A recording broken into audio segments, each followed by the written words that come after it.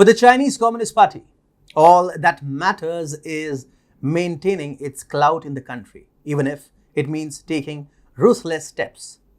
What CCP did in China's Sichuan region is the latest testimony to this. Hello and welcome to TFI Global, the foreign affairs and geopolitical analysis arm of the TFI Media Group.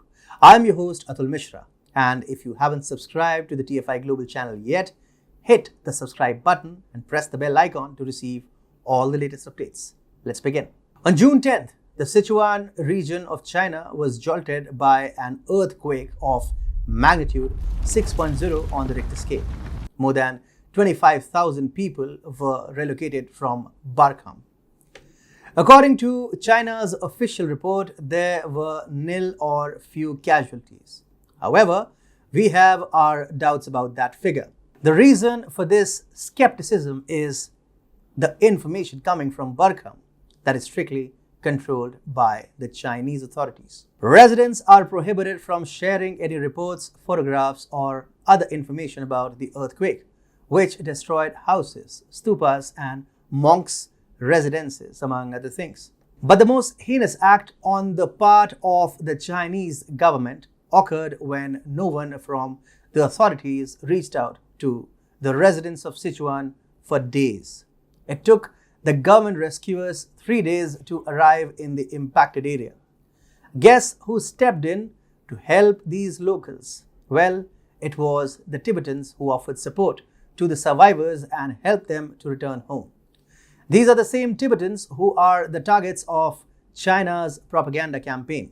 China claims that the Free Tibet movement is made up of anti-China Westerners who have never visited Tibet and thus have no right to criticize China's policies. Nevertheless, China has colonized and administered Tibet since 1951 as part of a planned and systemic policy intended at the eradication of their national and cultural identities. Tibetans and third-party commentators have frequently referred to this as cultural genocide. 35,000 Chinese troops invaded Tibet and raped, tortured, and slaughtered an estimated 1.2 million Tibetans, accounting for 1/5 of the country's population. Thousands of Tibetans have been imprisoned and over 6,000 Buddhist monasteries have been demolished since then. Since 2009, hundreds of Tibetans have set themselves on fire to protest China's ruthless policies. Due to the lack of official records and the restriction of the free press in Communist China, the figures are hazy. When Dawa Rinpoche, a respected Tibetan high-ranking Lama, died at the age of 86 in Tibet's capital Lhasa, the CCP attempted to sweep the news of his death beneath the carpet in order to prevent major rallies in Tibet. And now, when the same Tibetans stepped forward to assist the people of Sichuan as part of the earthquake relief effort, you'd be surprised to know what Chinese officials did. Instead of thanking the Tibetans, the authorities urged the Tibetans to leave the area immediately.